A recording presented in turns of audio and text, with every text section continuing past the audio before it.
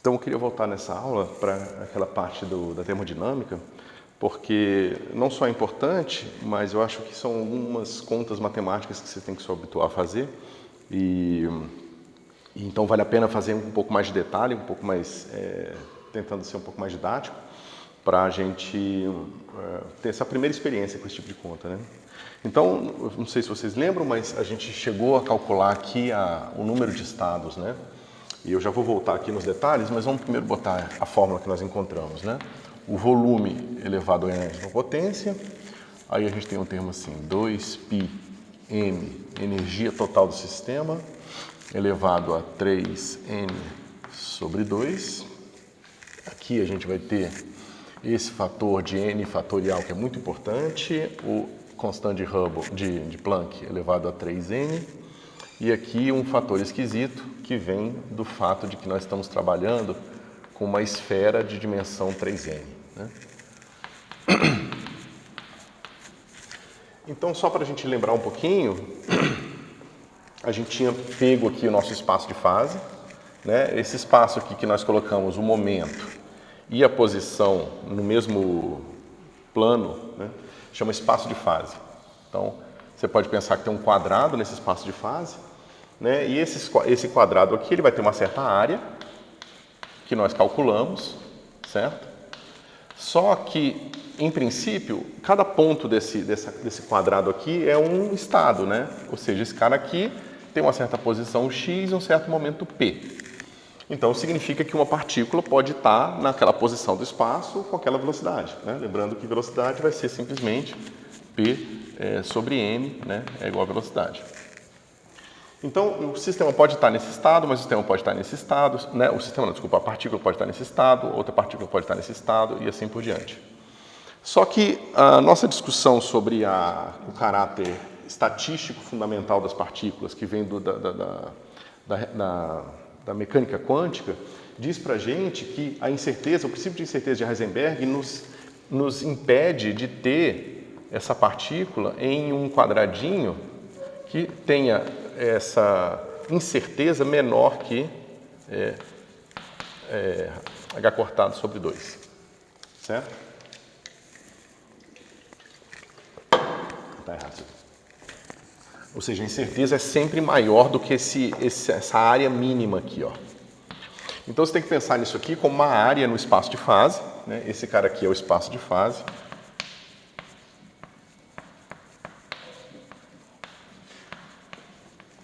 Tá?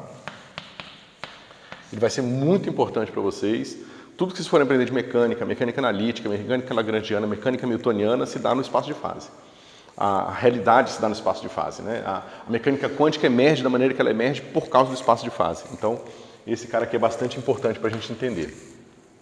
Então, a gente pensou que, já que temos essa limitação aqui, significa que você pode pensar que uma partícula ela pode estar num quadradinho de área h cortado sobre 2, certo? Ou proporcional a simplesmente h, tá certo? Que é a constante de Planck.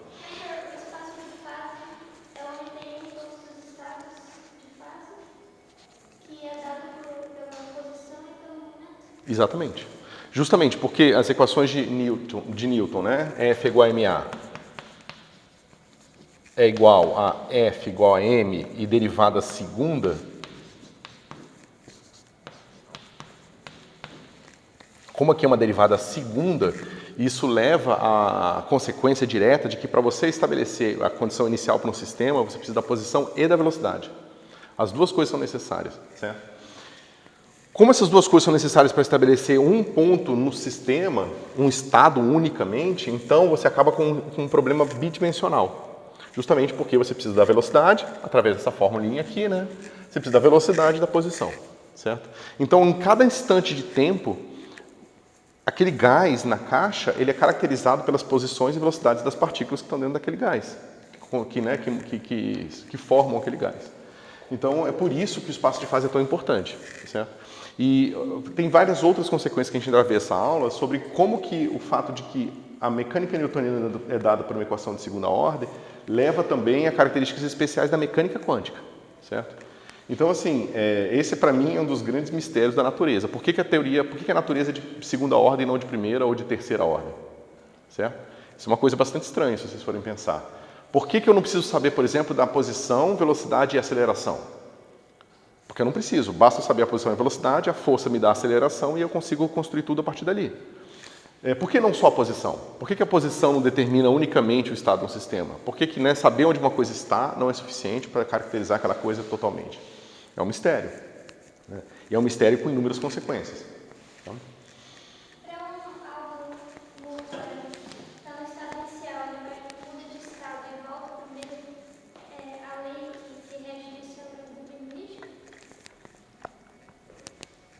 Se um sistema, por exemplo, um pêndulo, né? Você pega o pêndulo, você segura ele aqui, você solta, ele vai fazer uma oscilação e quando ele vai voltar não só para a mesma posição, mas para a mesma posição com a mesma velocidade.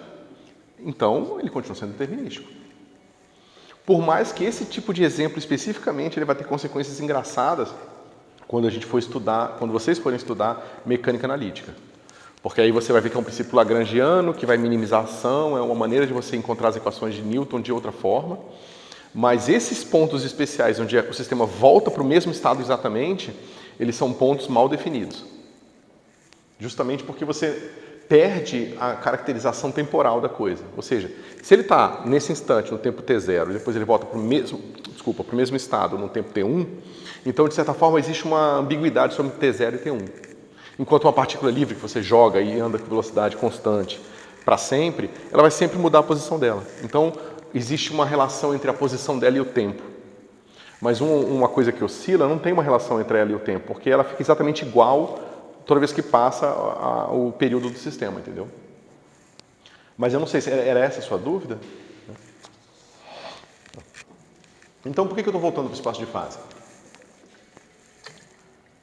O que eu estou querendo dizer para vocês é que se eu pego o espaço de fase e quadriculo com essa área aqui, eu vou ter o número de estados possíveis para uma única partícula no espaço de fase, certo? E a gente sabe que isso vai ser proporcional ao termo do volume, né? Porque o volume seria essa integral aqui, e essa integral aqui foi o termo que deu para a gente esse pedaço aqui, ó. Certo? Só que veja, eu tenho aqui agora esses meus estados possíveis, certo? Então eu estou repetindo esses quadradinhos aqui para todos os lugares. Aí eu pego minha primeira partícula. Aí, quantas opções eu tenho aqui para colocar minha partícula? Ou seja, em quantos estados ela pode estar? No número de caixinhas, certo? Que é dado por esse pedaço aqui. Eu vou chamar esse cara aqui de F maiúsculo, tá certo? Esse F maiúsculo aqui, que é esse cara dividido por isso aqui, né? Esse F aqui, eu vou chamar desse... como é que eu chamo? O volume...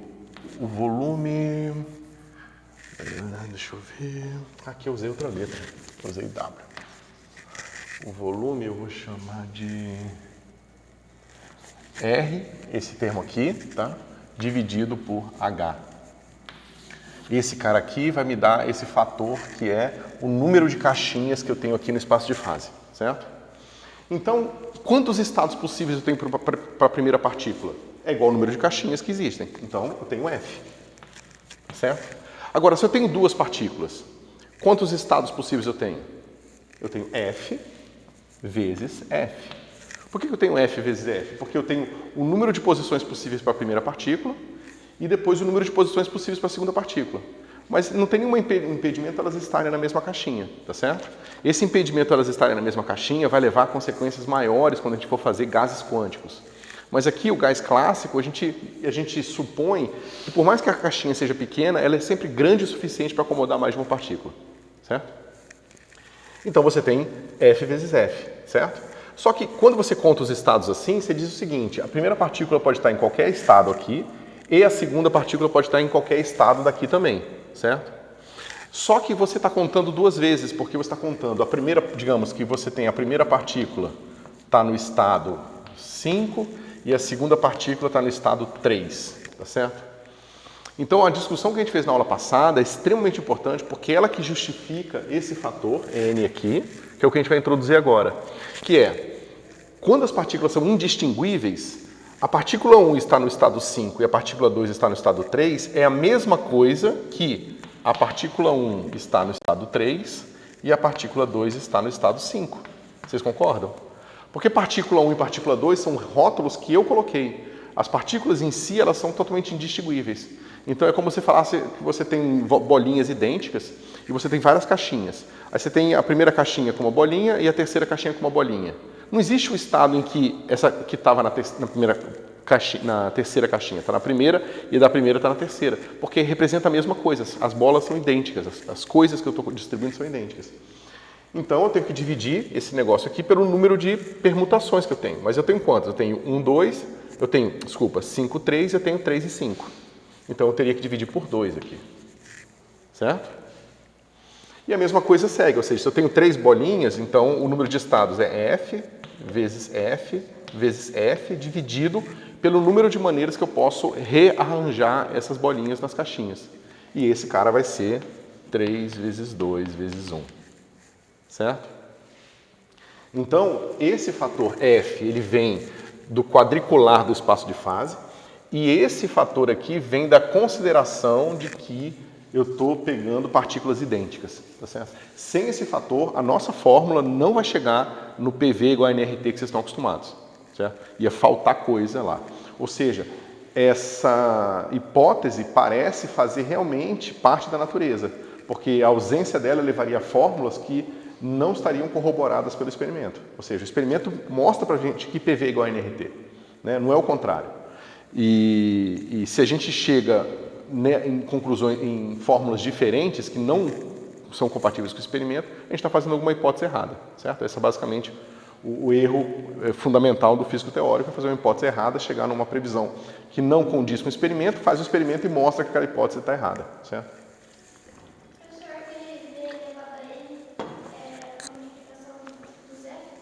Isso, exatamente. O F seria esse negócio aqui para uma partícula só, né? Então não teria o fator de N aqui, não teria o fator de N aqui. E esse fator é mais complicado, precisa de um pouco mais de experiência para eu mostrar para vocês como encontrá-los, tá? Então, provavelmente no curso de Física Matemática eu mostro como é que a gente faz aquela integral 3N dimensional e chega nesse fator dessa função especial aqui, que é a função gama, tá? Mas, por enquanto, vocês vão ter que acreditar em mim. Ok? Bom, então a gente relembrou aqui a cada um desses fatores. Vocês vejam que, por mais que tenham coisas meio misteriosas, por exemplo, a estatística quântica e o fato das partículas terem que ser fundamentalmente indistinguíveis, são contas muito simples. Né? Você considera coisas do tipo, partículas livres que não estão interagindo dentro de uma caixa. Né? E você faz um pouco de contagem aqui, de como que você pode distribuir essas partículas, e a gente vai chegar na fórmula geral dos gases, né? dos gases simples, mas mesmo assim é uma fórmula muito importante. E vocês vejam que é uma modelagem muito direta da natureza, né? Não tem muitas coisas aqui especiais entre uma coisa e outra. Né? Então, assim, é para vocês avaliarem o poder disso aqui. Bom, aí o que nós precisamos lembrar é que a definição de entropia, e aí realmente é mais uma coisa, o toque de gênio, né, do Boltzmann foi associar a entropia a uma constante qualquer, uma coisa medida experimentalmente, né, logaritmo do número de estados. Então ele percebe que o que as pessoas tinham como entropia, que era uma coisa, uma definição, como é que eu posso dizer? Não é arbitrária, né? Mas é uma definição empírica, né?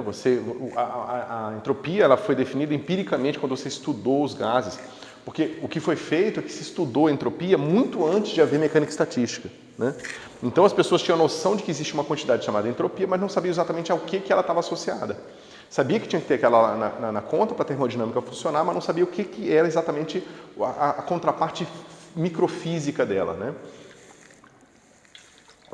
E aí o que o Boltzmann fez foi entender que a entropia era proporcional ao número de estados acessíveis para o seu sistema, né? E para qual? Para o sistema físico. E o sistema físico são partículas indistinguíveis, com volume mínimo quântico, né? E que estão livres aqui, certo? Então ele percebeu que a entropia era dado por essa expressão aqui. Como eu falei, isso aqui é uma constante de proporcionalidade que você define a posteriori quando você define uma escala para a sua temperatura, certo? Posso mostrar, a gente vai ver daqui a pouco como que isso pode ser feito, ok? Bom, agora eu preciso só tirar o logaritmo dessa expressão complicada aqui, certo? Então vai ficar assim, S é igual a KB, logaritmo natural, e a gente vai botar aqui essa bagunça toda, né? Vn sobre n fatorial, 2π m e 3n sobre 2, h 3n e aquela fator gama 3n sobre 2 mais 1. Ok? Então, é uma conta aparentemente complicada, né? Como é que eu vou tirar o logaritmo dessa expressão toda? A gente vai lembrar, né, sempre que logaritmo de A vezes B é igual ao log de A mais log de B. E a gente vai lembrar que logaritmo natural de A sobre B é igual ao logaritmo natural de A menos logaritmo natural de B, certo? E aqui vocês vão ter que aceitar duas fórmulas, tá certo? Então, a primeira fórmula, que é a fórmula que é a aproximação de Stirling, que diz que logaritmo natural de n fatorial é igual a n logaritmo natural de n menos n. Certo? Então, isso aqui está dizendo para vocês, pessoal, o seguinte. O que eu estou jogando fora aqui? Certo? Eu estou jogando fora termos que são proporcionais 1 sobre n. Certo? Então, você imagina que esse n é 10 a 28, 10 a 23 partículas. Então, esse cara vai ser assim, 10 a 23, vezes logaritmo de 10 a 23, que é um número grande, né? 10 a 23 já é um número grande. Esse cara é um número grande, mas aí aqui eu vou ter somado termos que eu estou jogando fora, que seriam 1 dividido por 10 a 23. Então, é um número ridiculamente pequeno, certo? Então, esse número aqui, ele vai ter pouca relevância no resultado final, certo? Bom, então, a aproximação de Stirling é assim para o fatorial, e você também tem uma aproximação de Stirling para o gama, tá? O gama também é uma versão do fatorial, como eu falei para vocês na outra aula, que está relacionado a esses fatoriais de números que não são necessariamente inteiros, ok? E aí você tem o seguinte, você tem que logaritmo natural de gama de 3n sobre 2 mais 1 vai ser igual a 3n sobre 2, logaritmo natural de 3n sobre 2. Ó, tá, até aqui parece o de Stirling, tá vendo? Que aqui é o n fatorial, aqui aparece o n aqui, n log de n, né? Ali é a mesma coisa. Só que aqui eu vou ter o menos n, que também, eu vou continuar aqui, tá, pessoal? Continuo aqui, menos 3n sobre 2, e a diferença é que agora eu tenho mais esse último termo aqui, que vai ser 1/2 logaritmo natural de 2π 3n sobre 2, certo? Então, novamente, esse cara aqui mais termos de ordem 1 sobre n, tá? Essa notação aqui, pessoal, é uma notação que vocês vão encontrar tanto em cálculo, quando vocês forem aprender séries, mas vocês também vão encontrar na computação, tá? Esse grande O aí pode ser representado aqui para dizer o termo que você está jogando fora, mas também pode ser usado para representar a complexidade de um cálculo, um algoritmo computacional, tá certo? Então, não confundir as duas coisas. Então, bom, o que eu posso fazer direto aqui é tirar o logaritmo e voltar para a expressão original, tirando o exponencial, né? Eu imagino que todos vocês lembram que se isso aqui forem números bem comportados, então o exponencial do logaritmo de x é igual a x, né? E logaritmo da exponencial de x também é igual a x. Todo mundo lembra disso? Todo mundo viu isso? Tá ok. Então, vamos tirar aqui o exponencial dessas expressões de Stirling e a outra para obter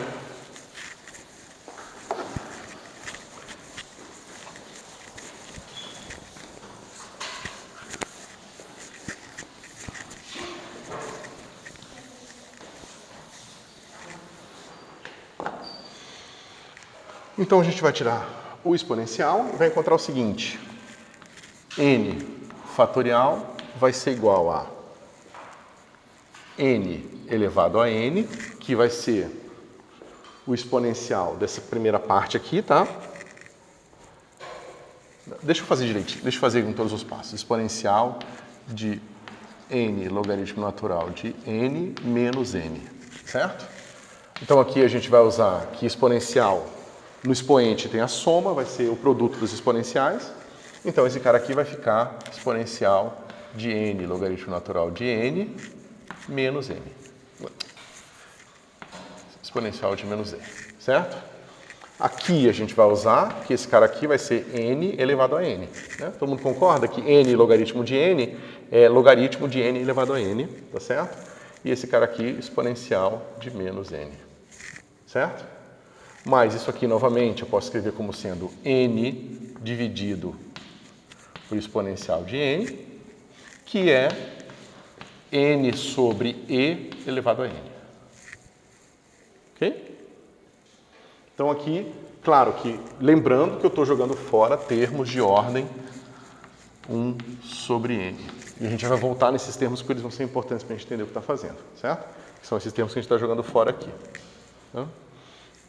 Se acostuma com esse tipo de coisa. Na física a gente vai fazer isso o tempo todo, jogar fora termos e deixar só aquilo que é relevante, lembrar que você está fazendo um limite, a gente já vai discutir esse limite daqui a pouco, e mantém-se só o que é relevante. Então agora vamos fazer a mesma coisa para o nosso gama, certo? Então aqui a função gama de 3n sobre 2 mais 1 vai ser exponencial daquela bagunça toda ali, ó. Né? Então vamos lá.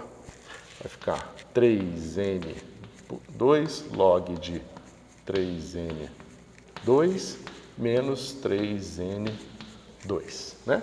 Então eu peguei exponencial, juntei esse pedacinho aqui e esse pedacinho aqui. Agora tem mais esse último pedaço, que vai ser, aqui ainda no expoente, vai ser um meio de logaritmo de 2π 3n sobre 2, certo? Então aqui, pessoal, só para lembrar, né? Esse cara aqui não é exatamente o fatorial, porque ele aceita números que não sejam números inteiros, e a presença desse último termo é por causa disso, ok? Bom, então ó, tem uma exponencial, outra exponencial e outra exponencial. Essa primeira, ela é igual que eu tinha antes, tá? Então eu já posso botar direto que isso aqui é igual a 3n sobre 2e elevado a 3n sobre 2. Todo mundo entende isso? Né?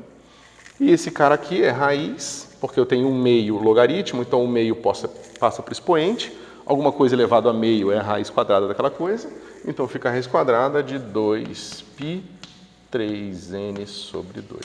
Vocês podem se perguntar por que eu não cortei esse 2 com esse 2 aqui, mas é só para ficar evidente que tem um fator de 2π e um fator que é exatamente igual ao que aparecia aqui, tá? É só para lembrar de onde é que ele vem. Ok, então eu tenho agora o fator do gama, que está aqui bonitinho, e eu tenho o fator do n fatorial também.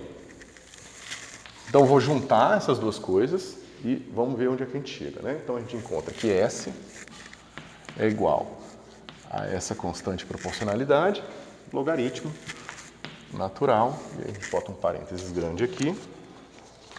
Então, deixa eu já fazer aqui, ficar V elevado a n,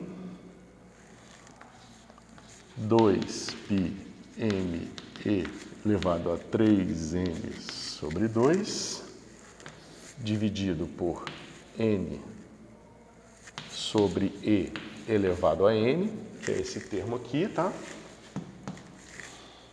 E aí eu vou ter o próximo termo, que vai ser raiz de 2π 3n sobre 2, e finalmente o outro, que vai ser 3n sobre 2e elevado a 3n sobre 2. Ok? E aí, pessoal? Tudo compreensível até agora? Ou pelo menos minimamente compreensível? Ah, o H eu esqueci, né? Eu esqueci ele aqui. Vou botar um espacinho para ele.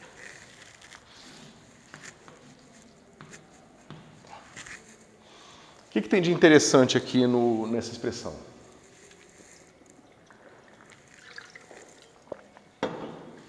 Esse cara tem uma potência de N, esse cara tem uma potência de N, esse tem uma potência de N, esse tem uma potência de N, esse não tem e esse tem uma potência de N.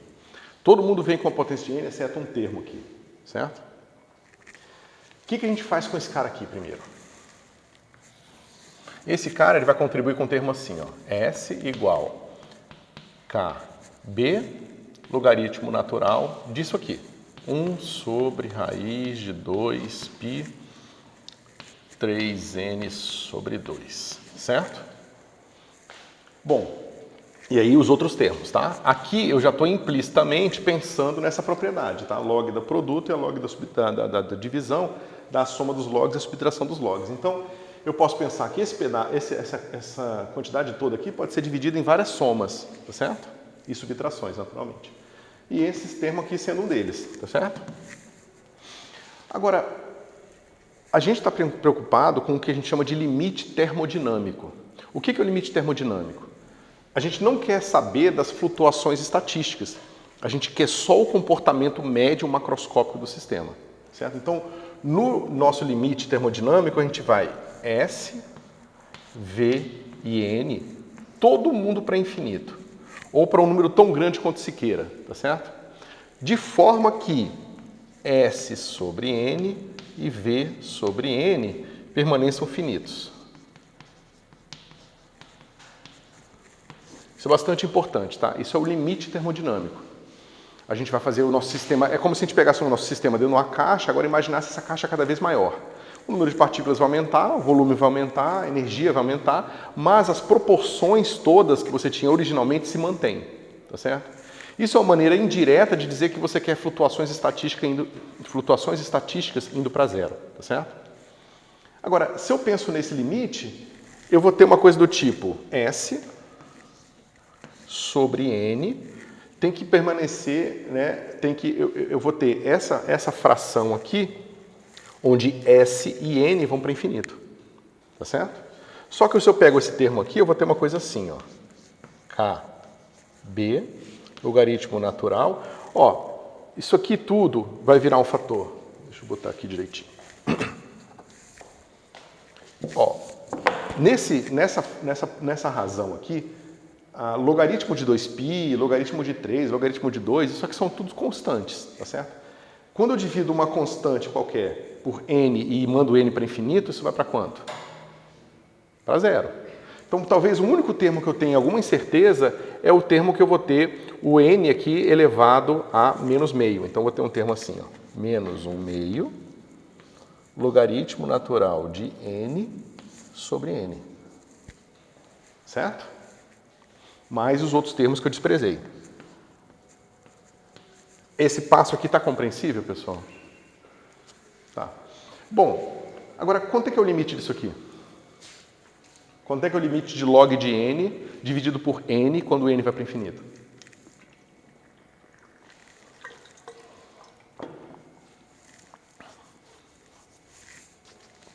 Já fizeram esse tipo de exercício em cálculo? Devem ter feito, né?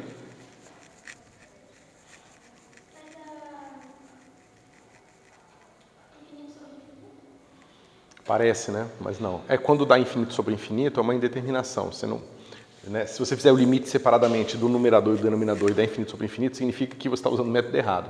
Isso ainda não te garante que é uma indeterminação. Oi?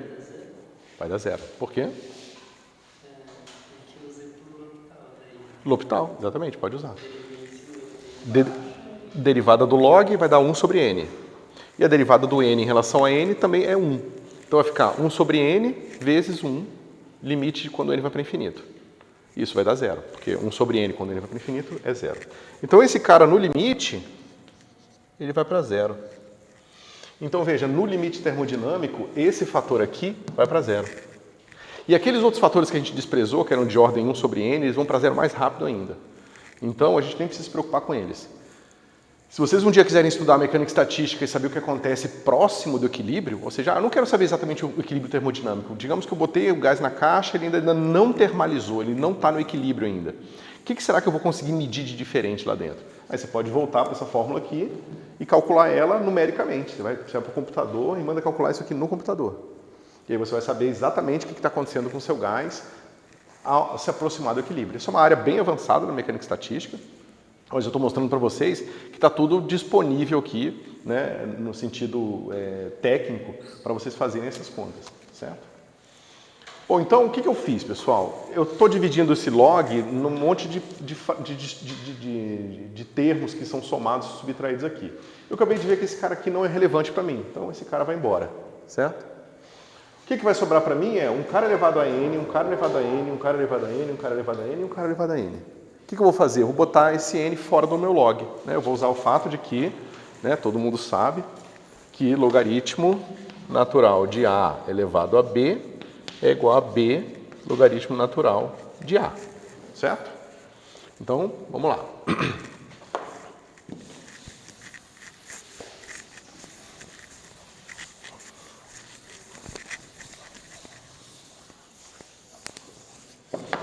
Então vai ficar assim, ó, S igual a n kb logaritmo natural do quê? Desses caras todos sem a potência de n. Então vai ficar V 2π m e elevado a 3 meios. Né? Todo mundo entende que 3n sobre 2 na potência é igual a 3 meios elevado a n. Né? Porque a potência da potência é o produto dos expoentes. Né? Dá o produto dos expoentes. Então, isso aqui fica assim. Aqui vai ficar dividido por n sobre e. E aqui vai ficar 3n sobre 2e elevado a 3 meios, certo? E aqui eu vou ter h elevado a 3. Né? Então aqui, ó, perdeu n, perdeu n, perdeu n, perdeu n, perdeu n. E esse termo eu já joguei fora porque ele é irrelevante para mim. Ok? E o n apareceu agora como um produto aqui do meu resultado final, certo? Bom, e agora? Eu posso separar os termos que são relevantes para mim, certo? Então, vamos fazer isso. Vai ficar assim, S é igual a N KB. Aí eu vou botar aqui um colchete, porque a gente vai ter um termo grande. E vai ter assim, logaritmo natural de V sobre N. Aí aqui, eu já vou botar aqui, ó. Deixa eu fazer assim. Né? Colchete... isso. 4π. Por que 4π? Ó, 3 meios, 3 meios. Vou botar todo mundo aqui dentro de uma potência de 3 meios. O 2 fica aqui, com 2 fica 4. O π continua, o 3 está no numerador. O exponencial a gente vai separar ele já, tá certo? Então fica assim, 4π me. 4π me dividido por h elevado a 2, 3 meios. Por que h elevado a 2? Porque tá vendo que aqui o h está ao cubo? Então eu posso fazer o seguinte, eu posso dizer que esse cara aqui é h ao quadrado elevado a 3 meios. E junto com esses caras aqui, certo? Então eu tenho volume sobre número de partículas, eu tenho esse cara aqui. Acho que falta um n aqui, né? E agora eu vou fazer o seguinte, ó. Exponencial de 1, né? Exponencial de 3 meios. Quanto é que é exponencial de 1 vezes exponencial de 3 meios?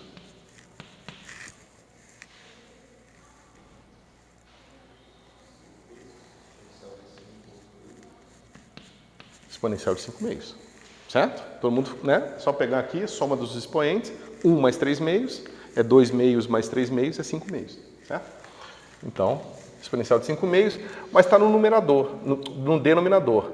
Então, quando eu separo aqui, fica menos 5 meios logaritmo de exponencial, mas logaritmo de exponencial é 1, certo? Então, é só isso aqui. Ok? Agora sim, a gente tem a mesma fórmula que a gente trabalhou um pouquinho na última aula, tá certo? Pessoal, até aqui tudo certo? Tá compreensível?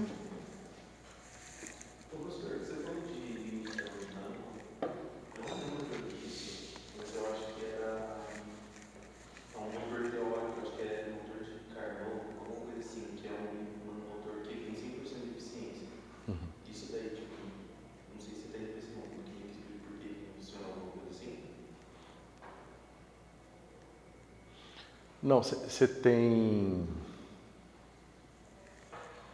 Não sei se eu entendi direito a sua pergunta. Você falou sobre parte termodinâmica e você falou alguma parte de eficiência de gás. Não, é só para a gente chegar na fórmula dos gases sem nenhum termo extra. Agora, em relação direta disso com a eficiência do ciclo de Carnot, eu não saberia dizer agora de cabeça, teria que pensar. Mas eu posso dar uma olhada ver se tem uma relação entre essas duas coisas. O ciclo de Carnot nunca vai ser 100%. Pois é. Sempre vai ser bem baixo, mas ele é o maior de todos. Que o motor nunca vai chegar a ser igual. Exatamente, eficiência. É isso que eu ia falar. Se eu pudesse chutar agora, eu diria que a relação da eficiência nunca ser 100% não está necessariamente associada ao limite termodinâmico. Isso acontece mesmo no limite termodinâmico. É uma coisa... de certa forma, está mais associado ao fato de que quando você converte energia, você tem poucas maneiras de controlar que tipo de energia você está convertendo. Então, você sempre vai converter um pouco da energia em energia térmica. E é isso que causa a falta de 100% de eficiência. Né? Isso tem a ver com os graus de liberdade acessíveis do sistema. Né? Que é isso que a gente estava fazendo lá no começo da aula, que a gente recontou os graus de liberdade acessíveis. E você sempre tem graus de liberdade de mecânicos, no sentido de que as coisas sempre podem mudar de posição e mudar de velocidade. Né? Então é difícil você mudar a energia sem causar esse tipo de modificação no estado mecânico do sistema. Tá? Mas falando do estado mecânico, o que a gente pode fazer agora é calcular a temperatura. Como eu falei para vocês, a gente define então, a partir disso aqui, a temperatura assim, né? 1 sobre temperatura é igual à derivada parcial de S em relação à energia, onde a gente vai considerar o volume e o número de partículas fixos. Certo? Então, para todos os efeitos, pessoal, aqui vocês têm que pensar que você olha para S como uma função só da energia e calcula a derivada, assim como vocês aprenderam lá em cálculo, df dx, tá certo? Então, como é que fica isso aqui? 1 sobre t é igual. Bom, a derivada de uma constante é zero, né? Então, o n fica aqui, kb fica aqui, e eu vou ter uma coisa assim, d do quê? Desses termos aqui, ó, é log de V, log de N e assim por diante, certo? Desculpa aqui, ó. Log de V, log de N, log disso aqui e assim vai. Só que mesmo o log desse negócio aqui é 3 meios do log de 4πm, log de N, log de H2, ou seja, esses termos aqui, usando aquela fórmula do logaritmo, podem ser sempre desmembrados até o último fator. A última coisa que importa pra gente é o quê? É 3 meios logaritmo natural de E. Vocês concordam, pessoal? Isso aqui está claro? Porque todos os outros termos da derivada, ou seja, deixa eu dar um exemplo aqui. Eu separei esse pedacinho do E elevado a 3 meios, tá? Mas eu poderia também ter 4πe, ou seja, eu tenho aqui mais 3 meios logaritmo natural de 4πm sobre NH2. Eu poderia ter colocado esse termo aqui, certo? Mas quanto é que é a derivada desse cara em relação à energia quando eu mantenho N constante? Ou seja, se eu mantenho todos os caras aqui constantes? É zero, certo? Por isso que eu não estou colocando os outros termos todos aqui, ó. Então esse cara aqui é zero e a derivada desse cara aqui é zero. O que sobra pra gente? Quanto é que fica aí? 1 sobre a temperatura.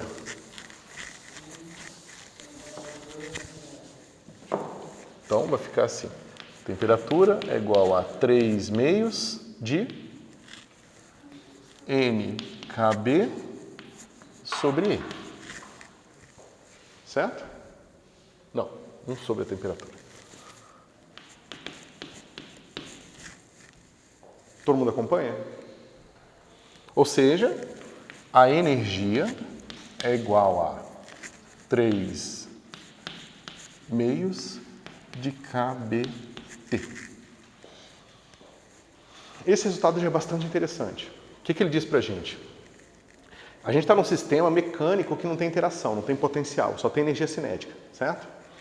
Então eu posso dizer que a minha energia total do sistema, se eu pensar assim, em média ela deve estar distribuída por igual. Todo mundo tem uma fraçãozinha dessa energia. Então vai ser assim, energia dividido pelo número de partículas, vai ser o quê? Vai ser a energia cinética média. Vocês concordam?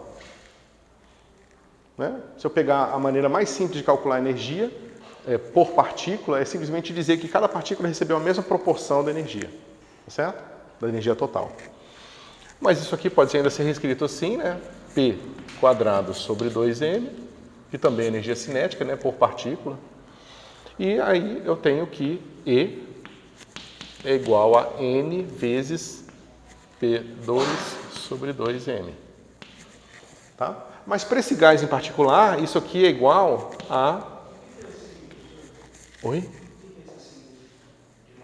É o símbolo que a gente usa para média. No caso, valor esperado, tá? É o mesmo símbolo daqui usado na mecânica quântica? É parecido. Mas tem o mesmo significado? Não. Mais ou menos. Porque na mecânica quântica vocês vão usar o Bra e o Ket. Tá certo? Ou seja, se eu tenho esse cara aqui, pode parecer uma coisa mágica, né, diferente, muito complicada, mas na verdade isso aqui pode ser feito como notação vetorial. Então esse cara aqui seria uma notação que vocês já viram essa notação aqui? Que é o produto interno entre dois vetores, né? Isso aqui é o produto interno entre dois vetores, só que na notação do Dirac. Que ela é mais conveniente quando você está fazendo mecânica quântica por outras razões. Mas não tem nada de diferente disso aqui não, tá? É a mesma coisa. É o produto interno de dois vetores. Por que eu falei mais ou menos? Porque em algumas circunstâncias a gente ainda escreve isso aqui para representar isso aqui.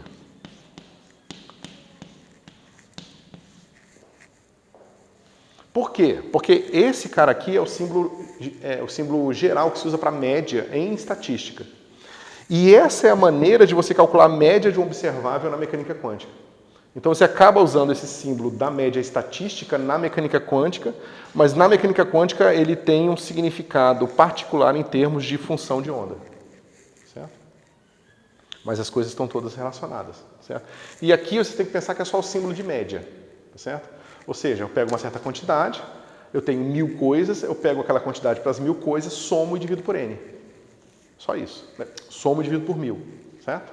Então, eu quero saber a posição média de vocês. Eu pego a direção, quanto que você está na direção X aqui, calculo o número, você está a 3 metros, você está a 4 metros, você está a 5 metros. Somo todos esses N metros aqui, divido pelo número de estudantes que estão na sala e eu sei qual é a distância média que vocês estão da parede. É só isso. Esse símbolo só tem esse significado. Ou seja, a média da energia é somar a energia cinética de todas as partículas da caixa, do gás, e dividir por N. Certo? Só isso. Mas isso diz pra gente que N vezes isso é igual a 3 meios de N kBT. Certo? Aí o bonito aqui é que o N vai embora e você descobre que para esse tipo de gás especificamente, você tem que... Cadê?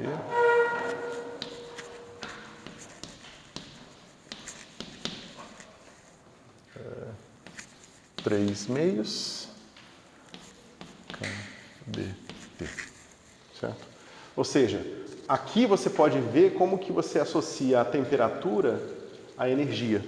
E quem é o símbolo, a constante proporcionalidade, essa constante Boltzmann aqui.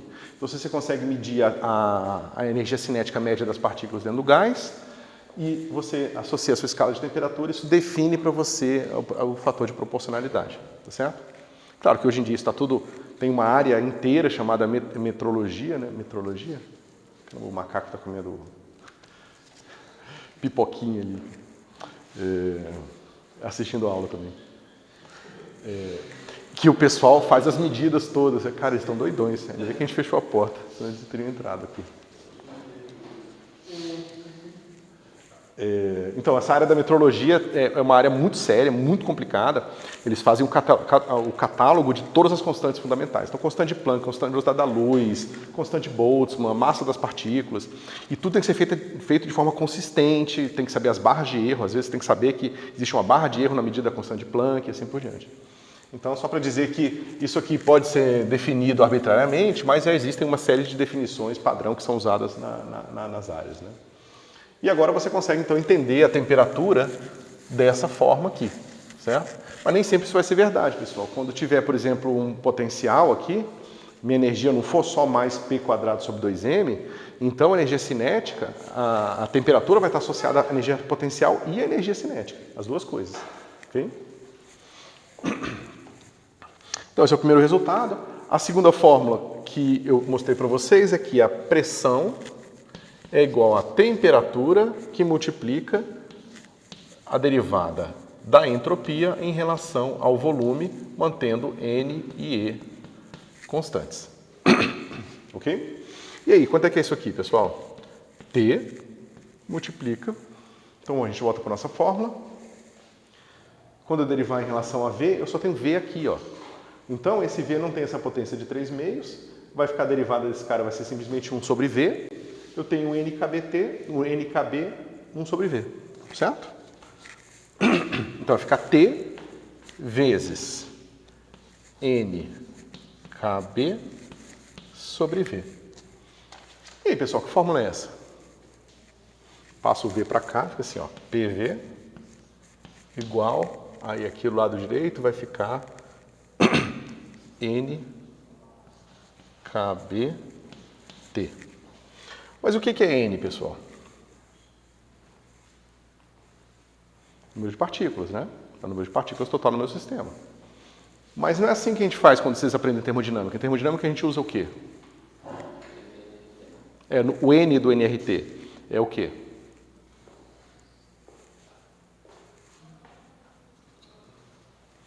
Número de mols, né? Moles, não sei. Então, você tem aqui o número de, né, a constante de Avogadro, que é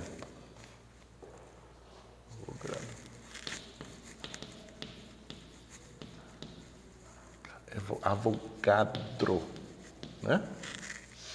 Isso. Então, eu posso reescrever N como sendo Nzinho vezes Na. Ok? E aí você bota aqui Nzinho, NaKBT. Quem é esse cara aqui? É o famoso R. Né? Então, esse cara aqui é NRT. Então, PV igual a NRT. Certo? Para esse tipo de gás específico, partículas livres dentro de uma caixa de volume finito, dá uma entropia finita, com um número de partículas finito, depois você manda todo mundo para infinito de forma que as razões são constantes, considera que não tem nenhuma interação relevante, ou seja, não tem nenhum potencial aqui, e você encontra essa fórmula aqui, que é amplamente usada, assim, claro que não diretamente, porque ela é muito simples, mas ela te dá muitos resultados interessantes já sobre a natureza, né? E mostra pra gente como que esse número absurdo de partículas leva a essas consequências aqui. Porque se o número de partículas na caixa, se o número de moléculas num gás fosse 50, todas aquelas aproximações que a gente fez para se livrar daqueles termos todos aqui, que tinha de N fatorial, aquilo tudo não poderia ser feito. As fórmulas seriam diferentes, o gás seria diferente, certo? Então, aqui, o fato de você ter um número muito grande de partículas é o que é necessário para que você tenha esse tipo de comportamento aqui. Então, mecânica newtoniana mais um número muito grande de estados e partículas, mais a ideia do Boltzmann aqui, de associar a entropia ao número de partículas, te leva naturalmente à mecânica estatística e à termodinâmica dos gases simples. Então, são ideias bastante poderosas e que, fundamentalmente físicas, elas se assentam em princípios básicos, né? E, bom, eu acho isso aqui bem legal. Alguma dúvida? Professor, a gente vê esse tipo de construção em termodinâmica ou mecânica estatística? Mecânica estatística. Isso vai demorar uns 2 anos para vocês verem. Pra vocês começarem a ver isso aqui. Né? Mas vocês podem sempre pegar um livro e estudar. Isso é sempre um bom hábito. Se vocês estiverem curiosos em relação a isso aqui, pega o livro de mecânica e estatística, começa a estudar. Se vocês não conseguirem entender, vocês perguntam para um professor, pegam um segundo livro, começa a estudar. Eu, durante a minha graduação, estudava muitas coisas mais avançadas, por mais que eu não entendesse muito, entendi ali 10%, 15% do que eu estava lendo, me foi muito útil, porque foi abrindo minha cabeça e me permitindo amadurecer mais cedo, sabe? Então, assim, se vocês estão interessados e gostam de coisas mais avançadas, não se sintam impedidos, que vocês não têm a capacidade e tal, não. Vão e comecem a estudar, porque é assim que se aprende.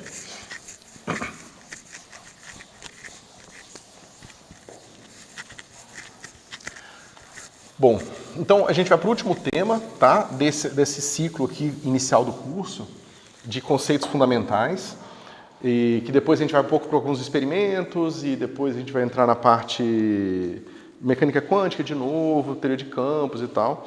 Então a gente vai entrar esses últimos conceitos fundamentais, que é o conceito de incerteza.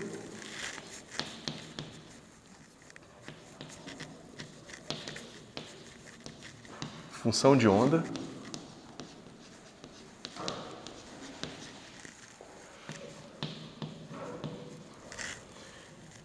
E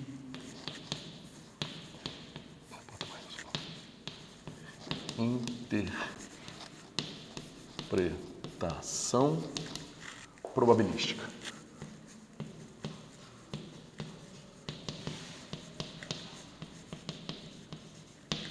Então a gente vai ver aqui esses conceitos iniciais de mecânica quântica, tá? Eu vou tentar mostrar para vocês como que eles emergem. E aí meu desafio é fazer isso sem introduzir toda a matemática necessária. Então eu vou tentar mostrar para vocês os conceitos que estão por trás das expressões matemáticas que vocês vão eventualmente aprender.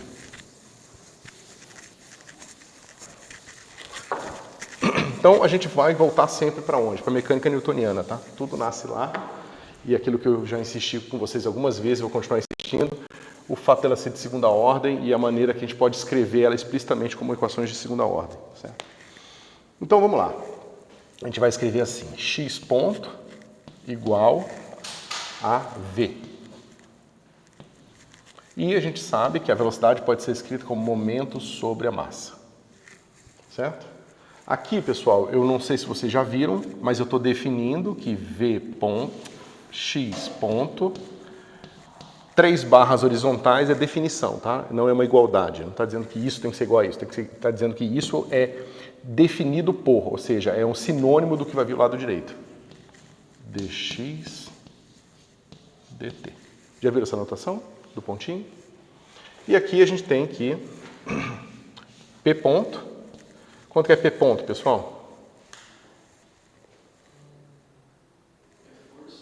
É a força. Né? Então esse cara aqui é a força, tá certo? E aqui P ponto é igual a dp dt.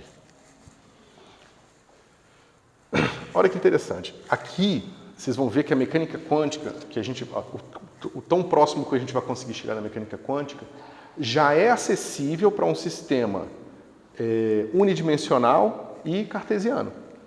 Tá certo? Ou seja, o que quer que seja a mecânica quântica, fundamentalmente, que a gente ainda não sabe com toda a sua possível glória o que significa, ela é algo que já é presente, já está presente em sistemas mecânicos tão simples assim.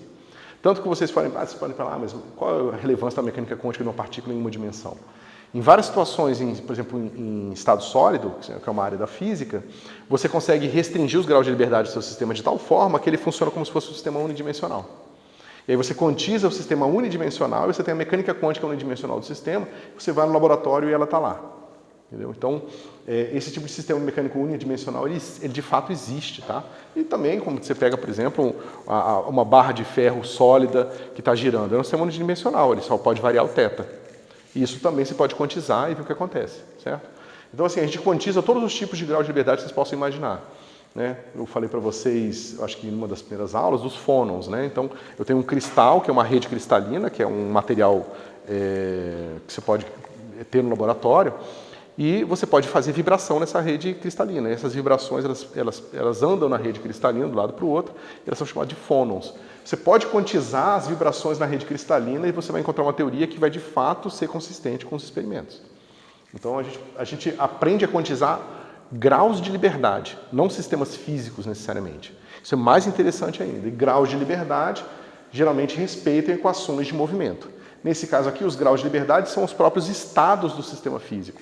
Posição e velocidade, tá certo? Mas como eu disse para vocês, em geral, os graus de liberdade pode representar uma coleção de partículas ou vibrações de uma rede, né? Ou seja, vibrações de uma rede não é uma partícula se movendo, mas aquela vibração se comporta como uma partícula quântica, né? Quando você quantiza o sistema, o que é bastante interessante, né? Bom, e aí a gente tinha feito um truque também na outra aula, que era entender como que você usava a derivada para calcular modificações no estado do sistema, certo? Ou seja, a gente lembra da definição aqui e faz o seguinte, x ponto é igual, né? X ponto, aí eu vou escrever de t, para ficar bem explícito. Esse cara aqui vai ser x de t mais delta t menos x de t dividido por delta t. Tá? E tem um limite aqui, né? Vou botar aqui o limite e vou botar assim, delta t vai para zero, certo? Então você tem essa definição de derivada, né? Ou seja, a definição desse símbolo em termos da derivada é dada por isso aqui. Aqui geralmente se usa epsilon, eu botei delta t porque fica mais fácil de interpretar o que está acontecendo, mas é a mesma ideia, tá? Isso aqui é uma variável só, é um número, que eu estou supondo muito pequeno. Além disso, a gente discutiu também que se eu tiver com ΔT pequeno o suficiente, talvez essa expressão já dê uma boa aproximação para a gente.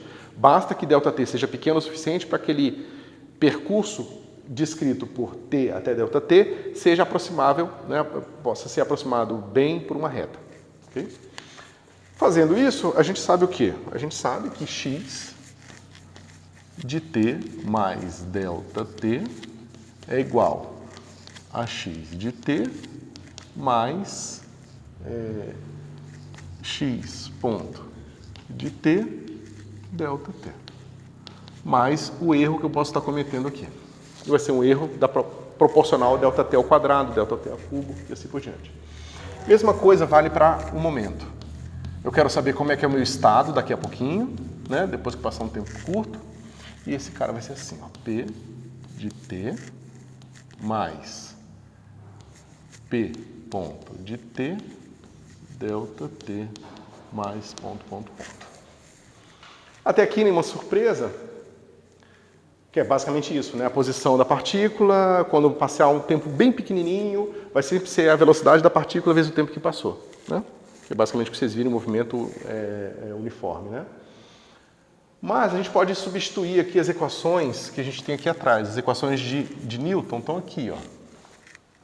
X ponto igual a P sobre M e P ponto igual a F. Só que lembra, F é uma função da posição da partícula. Certo? Então, a gente pode fazer o seguinte. X de T mais delta T é igual a X de T mais P de T sobre M delta T mais correções, e P de T mais delta T é P de T mais F de X de T delta T sobre M. O que isso está dizendo para vocês, pessoal?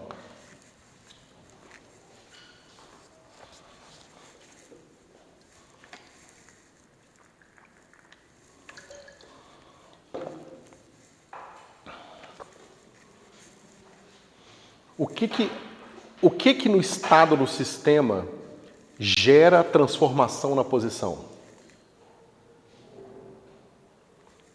Ou seja, o estado do sistema é caracterizado aqui por X e P. Esse é o estado do sistema. Qual aspecto do estado do sistema gera transformação em X?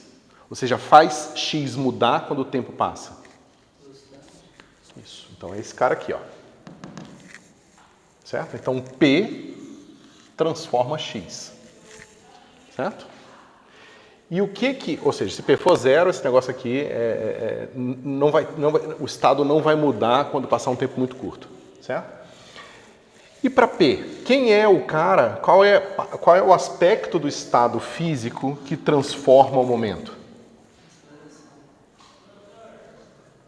Sim, mas a aceleração não é parte do estado do sistema. A aceleração, ela não está no estado, ela pode ser calculada a partir das equações de Newton. Então você calcula a aceleração a partir da força. Certo? É isso que te permite ter um sistema fechado. Mas a força depende do quê? Da posição. Então a força depende da posição. Então o que é relevante para a transformação do momento? A posição. Certo? Então o momento transforma a posição e a posição transforma o momento. Por exemplo, como é que é a força para o sistema massa-mola?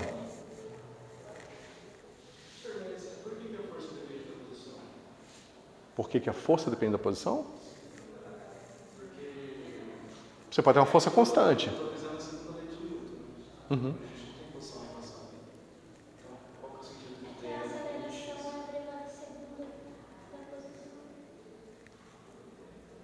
Não, veja, a força como função, ela só pode ser uma função de x e p. Certo? Se você pensar que a força é uma maneira de determinar a aceleração para um sistema, então, e o sistema é caracterizado por x e p, então a força só pode depender de x e p. Certo? A dependência em P, ela é delicada, porque em geral ela não aparece, mas existem sistemas. Por exemplo, quando você pegar a eletrodinâmica, você vai ver que depende do momento ali também, tá certo? Então tem uns detalhes importantes aqui que vocês vão ver com mais detalhe quando vocês forem fazer mecânica analítica, tá certo? E forem ver mecânica quântica mesmo. Mas aqui, para todos os efeitos, vocês têm que entender que essa função aqui, sendo função potencialmente de x, faz com que x possa influenciar no momento. E tudo que importa para a gente é isso. É a posição influenciar em como o momento varia. Ou seja, se você tem duas partículas, o fato delas estarem a uma certa distância ou uma outra distância, então, por exemplo, tem duas partículas interagindo eletrostaticamente. Se elas estão muito próximas, a repulsão ou a atração eletrostática é maior, e se elas estão distantes, a repulsão ou a atração eletrostática é menor, certo? Então, o fato de que a posição influencia como que o momento varia, faz com que a posição esteja associada a transformações no momento. Por mais que exista, por exemplo, partícula livre, a força é zero. Então, aqui, a posição é irrelevante no momento, mas ela é potencialmente relevante. Certo? Isso, como eu falei para vocês, é bastante delicado, tem várias coisas para serem bem entendidas aqui, mas para vocês entenderem, digamos, a estrutura algébrica da mecânica clássica, basta vocês entenderem essas duas coisas que eu falei.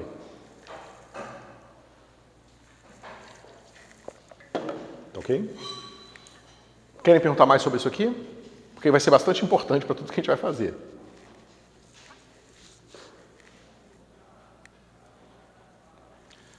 Bom, então, se vocês até agora estão razoavelmente confortáveis com essas ideias, vocês vejam então que P transforma X e X transforma P, tá certo? E como que a gente pode ver isso de uma maneira mais precisa? A força, vocês já viram força como sendo menos a derivada do potencial? Não viram isso ainda? Bom, então deixa eu dar um passo para trás. Como é que é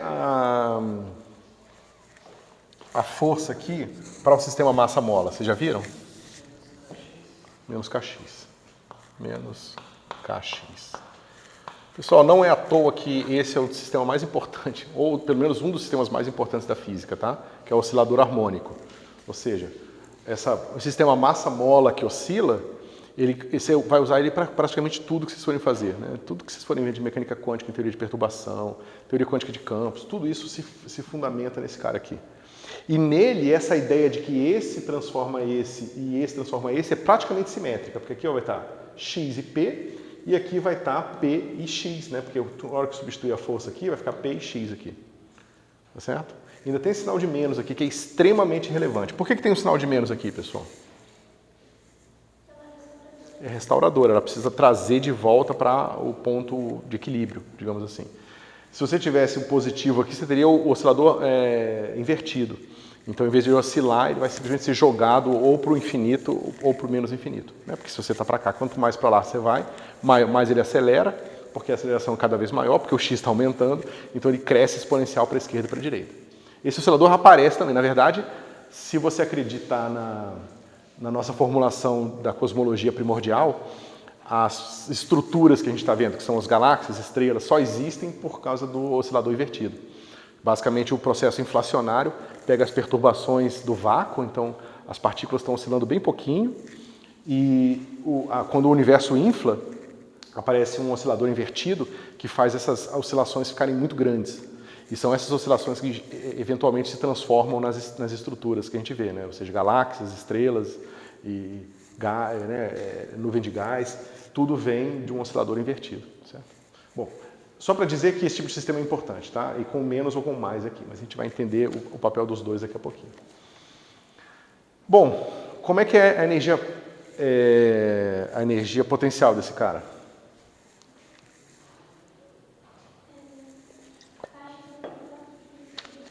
Exatamente.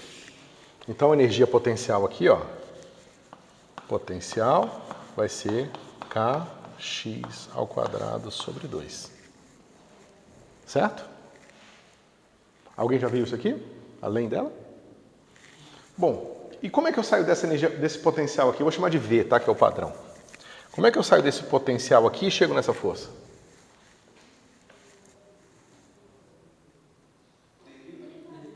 Isso. Então você pega aqui, menos dV dx vai ser igual a menos kx. E aí você define isso aqui como sendo a força. Certo? Como vocês não viram isso, eu vou dar um passo atrás e vou falar um pouco sobre esse negócio.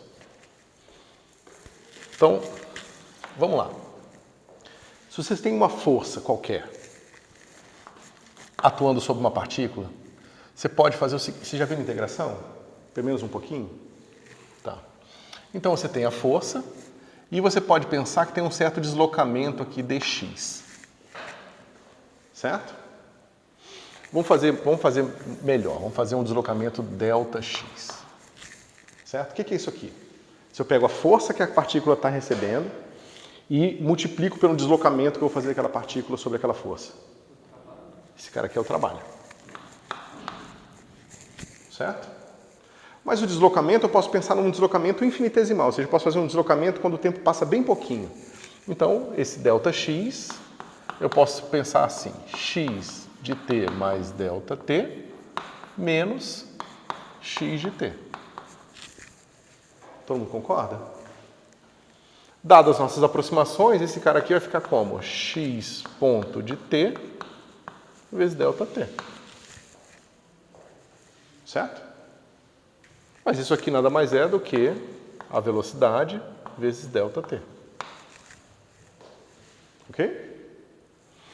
Mas então eu tenho o seguinte, eu tenho força, eu tenho aqui o meu trabalho, W, vai ser igual a força vezes V vezes ΔT. Certo? Mas não quero só o trabalho de um deslocamento infinitesimal. Eu quero somar todo o trabalho que aconteceu durante todo o movimento da partícula. Então, eu vou somar esse cara aqui, ó. Né? Então, eu vou ter esse cara aqui, F de x de t, V de t, né?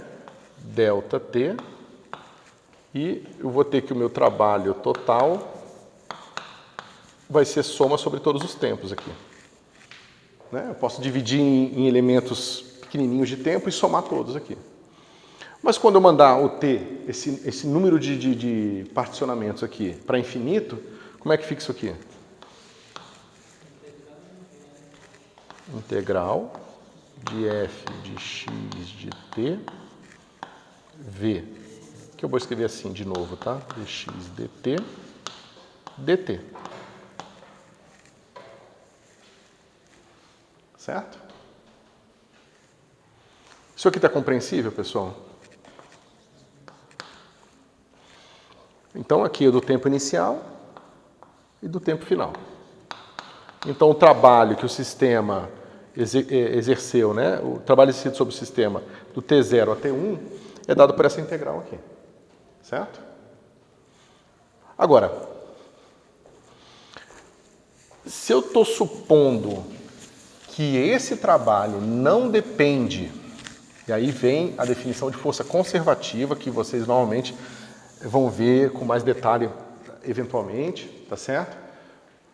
Se eu quero definir que esse trabalho aqui, se eu quero escolher a circunstância onde esse trabalho não depende da trajetória executada pela partícula, eu preciso que isso aqui só dependa dos limites. Vocês concordam? Não dependa de como ele foi, basta que dependa só dos limites. Certo? E como é que eu posso fazer isso? Que tipo de integral depende só dos limites? Ou seja, eu vou integrar uma coisa aqui qualquer. Integral de g de t dt de t0 a t1. Quando que esse cara aqui só depende dos extremos?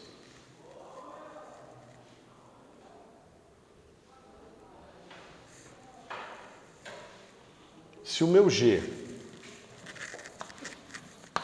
for igual a d dt de h de t, o que isso aqui está dizendo para a gente? dt0 a t1 dh dt. O que o teorema fundamental do cálculo diz para a gente aqui? ht1 menos ht0. Certo? Então, dessa forma, a minha integral só depende da função h calculada nos extremos. Certo? Mas se eu quero que isso aqui dependa só dos extremos, eu preciso que isso aqui seja o quê? Já viram a regra da cadeia? Tá. Como é que olha que interessante. Eu tenho f de x, dx dt. Como que isso aqui pode parecer uma regra da cadeia? O que f de x precisa ser para que eu possa reescrever aquilo como regra da cadeia? Ou seja, o que acontece aqui, pessoal, quando eu faço d dt de, vamos pegar outras letras aqui, alfa de beta de t?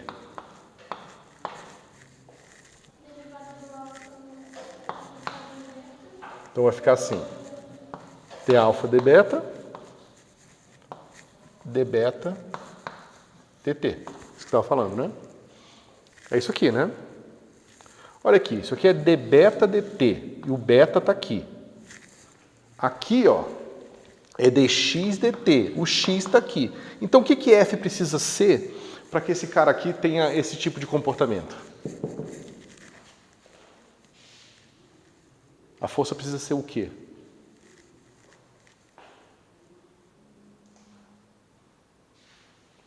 Precisa ser a derivada em relação a x de uma outra coisa qualquer. Oi? No caso aqui de x, né? Ou seja, se f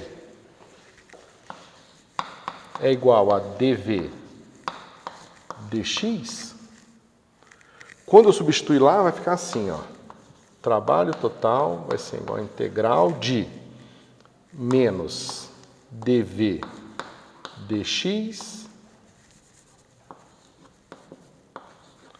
dx dt dt. Vocês concordam? Alguma coisa que vocês queiram perguntar? Porque talvez, como vocês ainda não viram isso, tem alguma coisa não funcionando bem. Bom, mas se isso aqui é verdade, pessoal, isso aqui vai ser igual a menos integral de t0 a t1 da derivada total de v de x de t dt. Certo? Pô, mas o que isso diz pra gente? Que o trabalho, W, vai ser igual a V de x de T1 menos V de x de T0. Todo mundo concorda? Então está dizendo que o trabalho vai ser dado pela diferença do potencial calculado no tempo final menos o potencial no tempo inicial, com esse fator de menos aqui fora. Certo? O que isso diz pra gente? Que a gente não tem... É irrelevante como que a partícula saiu de T de x0, de x de T0 até x de T1. É totalmente irrelevante. Ela pode ter ido assim, ela pode ter ido em linha reta, ela pode ter ido lá no infinito quase voltado. Que a diferença, a energia é essa aqui. Porque é uma energia conservativa. Por que isso aqui funciona dessa forma? Você pode imaginar que o sistema conservativo é assim, ó. Você fala que a energia gasta de você sair daqui para cá, fazendo esse caminho ou fazendo esse caminho é a mesma.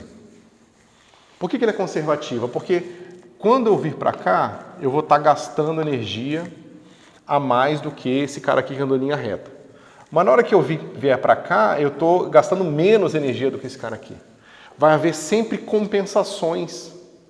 Essas compensações, ou seja, a energia que eu gastei a mais aqui, possivelmente gastei a mais aqui, eu vou gastar menos aqui e assim por diante. Só que esse tipo de força é especial no sentido de que a compensação é sempre de forma a dar zero. Então não importa, eu posso fazer, a partir de eu sair daqui para cá assim, eu posso fazer ela fazer isso aqui, tá certo? Tanto faz. A energia final aqui gasta é a mesma. Tá? Porque caminhos vão gastar mais e menos energia que o outro, mas de forma a se compensar e só depender então dos extremos aqui. Do ponto de vista matemático algébrico, isso é representado por forças que podem ser escritas assim. E o sinal de menos é uma convenção humana. A gente que escolheu assim, porque se você botar o sinal de menos aqui, as partículas vão sempre do maior potencial para o menor potencial, quando elas perdem energia. É só uma convenção de o que significa aumentar e diminuir esse V. Tá certo? É totalmente uma escolha arbitrária. Tá certo?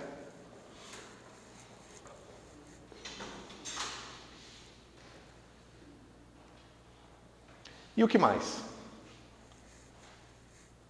Só que o trabalho é dado por isso aqui.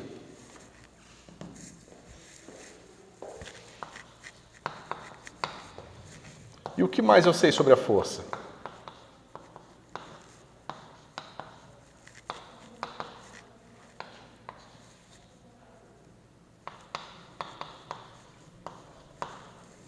O que mais eu sei sobre a força? O que eu posso usar ainda aqui? Eu posso usar o que eu sei através da mecânica newtoniana. O que a mecânica newtoniana diz para a gente sobre a força?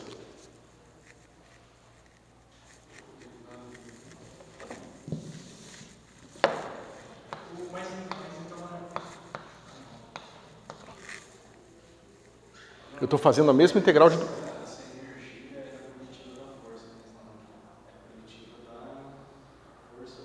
Isso, do trabalho. Tem que ter o trabalho ali. Tem que ter o produto com o deslocamento. Certo? Então, pessoal, isso que é energia, tá? Se vocês se perguntarem daqui ao longo do curso o que é energia, energia é isso. Okay?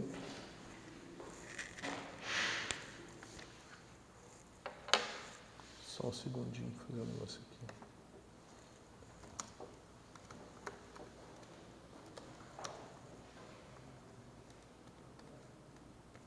Pronto. Bom, então onde nós estávamos aqui? Energia é da... Tá, estamos nessa fórmula aqui. Só que a velocidade eu posso multiplicar aqui pela massa e dividir pela massa. Certo? E isso aqui vira o quê? Momento linear, né? Então fica assim. P. M é uma constante. Como que eu posso escrever esse cara aqui com uma derivada total, pessoal?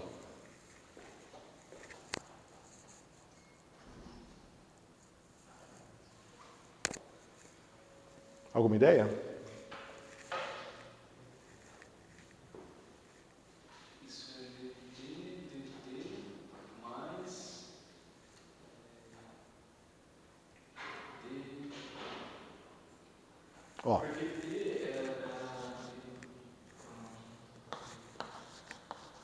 quanto é que é ddt de p ao quadrado? Usando a regra da cadeia. 2p, só que a regra da cadeia, eu preciso calcular a derivada d vezes dp dt. Certo? Mas olha aqui, ó, dp dt vezes p. dp dt vezes p. Eu posso jogar o 2 para cá e usar essa fórmula aqui, ó. Pego esse cara aqui, ó, e substituo aqui. Como é que vai ficar? Vai ficar integral de t0 a t1 de d dt p quadrado sobre 2m dt. Certo?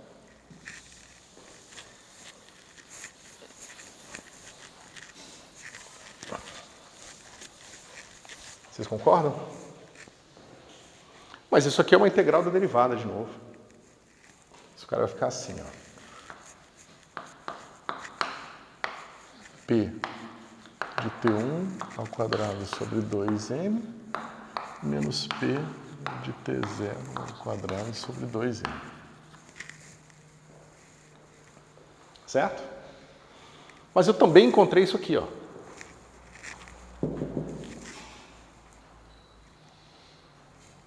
Eu posso igualar um ao outro. São duas maneiras diferentes de fazer a mesma integral.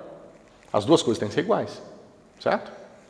Mas se eu igualo esse cara com esse cara aqui, eu faço assim. Ó. Eu posso pegar quem está em T1 e jogar na esquerda. Vai ficar assim. P de T1 ao quadrado sobre 2m mais... Esse tem o menos daqui, eu joguei para o outro lado, ficou mais V de x de T1 igual a todo mundo que tem T0. Está do outro lado, ficou positivo. P de T0 ao quadrado sobre 2m mais V de x de T0. O que é isso aqui, pessoal?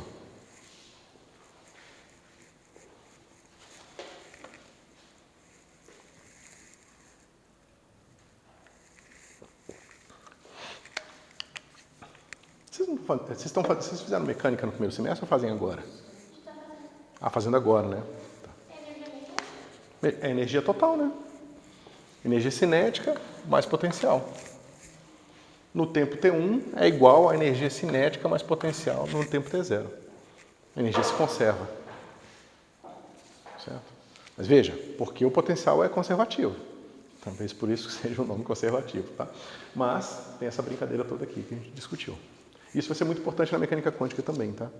Porque a mecânica quântica, de certa forma, se vocês forem estudar do ponto de vista das integrais de Feynman, ela vai dizer que você consegue calcular a probabilidade da partícula sair daqui e chegar aqui, contando todos os possíveis caminhos. É como se, então muitas aspas aí, a partícula viajasse por todos os caminhos possíveis, cada um com uma probabilidade dependendo de uma integral aqui.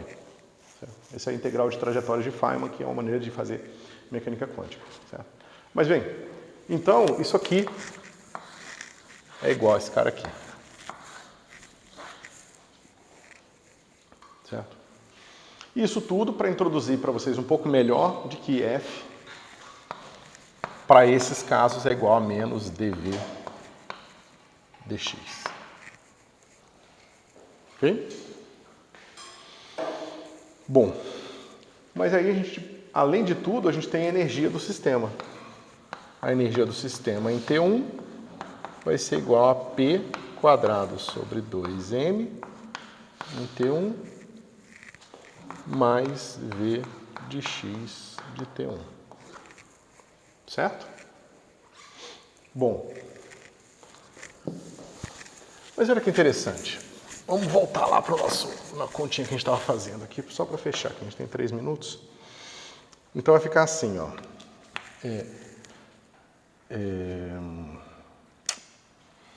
X de t mais delta t é igual a x de t mais pt sobre m vezes delta t e p de t mais delta t vai ser igual a p de t menos dv dx delta t. Certo? É a mesma forma que a gente tinha antes, mas eu já substituí a força como derivada do potencial. Ok? Mas lembra, esse cara aqui, ó, ele vem de uma derivada também. Ó. Lembra que a gente tinha antes aqui? Ó, P sobre M, ele vinha dessa derivada aqui. Então eu posso fazer o seguinte, eu posso escrever esse cara aqui como sendo derivada em relação ao momento de P ao quadrado sobre 2M. Vocês concordam? É a mesma coisa que eu tinha antes. Mas veja, aqui, se eu derivei em relação a P, eu posso somar aqui qualquer função de x. E aqui, como eu derivo em relação a x, eu posso somar aqui qualquer função de P. Certo? Então eu posso escrever isso aqui assim, ó. X de t mais delta t é igual a x de t mais dp de p ao quadrado sobre 2m mais v, delta t, e p de t mais delta t é igual a p de t menos d dx de p ao quadrado sobre 2m mais v, delta t. Essa mesma quantidade aqui que está associada às transformações do seu sistema. Só que aqui entra a derivada dela em relação a P e aqui entra a derivada dela em relação a X. Essa quantidade aqui a gente vai discutir um pouquinho na próxima aula, é a hamiltoniana, a gente vai chamar de H, tá certo? E ela vai estar intrinsecamente associada às transformações do sistema. E essas transformações vão ter uma álgebra, e é essa álgebra que leva a gente para a mecânica quântica, certo? A gente vai discutir isso um pouco mais na quarta-feira.